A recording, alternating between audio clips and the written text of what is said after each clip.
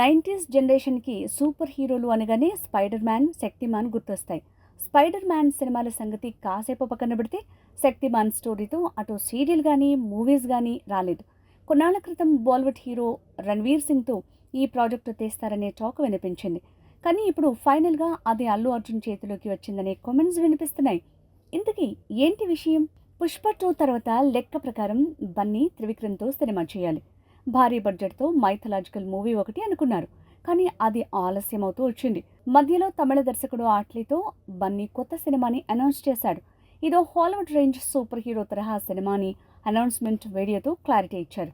రీసెంట్గా బన్నీ చేయాల్సిన cinema ఎన్టీఆర్తో Trivikram చేయబోతున్నట్లు clarity వచ్చింది. దీంతో నెక్స్ట్ ఎవరితో చేస్తాడా అనే టైంలో రకరకాల రూమర్స్ వినిపిస్తున్నాయి. మలయాళ దర్శకుడు బాసెల్ జోసెఫ్ పేరు ఇప్పుడు వినిపిస్తోంది. గతంలో ఇతడు మిన్నల్ మురళి అని లోకల్ సూపర్ హీరో మూవీ ఒకటి తీశాడు. ఈ క్రమంలోనే బన్నీ బాసెల్ కలిసి శక్తిమాన్ చేస్తారనే రూమర్ ఇప్పుడు గట్టిగా వినిపిస్తోంది. అంతర్జాతీయ నిర్మాణ సంస్థలు ఈ రెండు కలిసి గీతా ఆర్ట్స్తో భారీ ఎత్తున నిర్మించబోతున్నారని అంటున్నారు. త్వరలో ప్రకటన రావచ్చని మాట్లాడుకుంటున్నారు. మరి ఇప్పుడు వినిపిస్తున్నవన్నీ నిజమేనా, లేదంటే త్రివిక్రమ్ ప్రాజెక్టు క్యాన్సిల్ అయిందని డ్యామేజ్ కంట్రోల్ ఏమైనా చేస్తున్నారా అనిపిస్తుంది. కొన్ని రోజులు ఆగితే నిజమేంటనేది క్లారిటీ రావచ్చు.